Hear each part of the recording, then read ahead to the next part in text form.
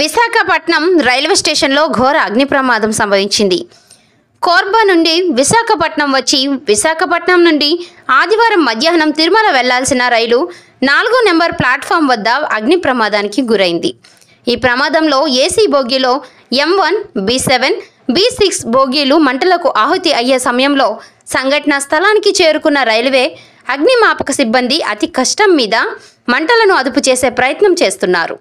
ప్రస్తుతానికి ఎటువంటి ప్రాణ నష్టమూ లేదు. ఘటనకు సంబంధించిన వివరాలు తెలియాల్సి ఉంది.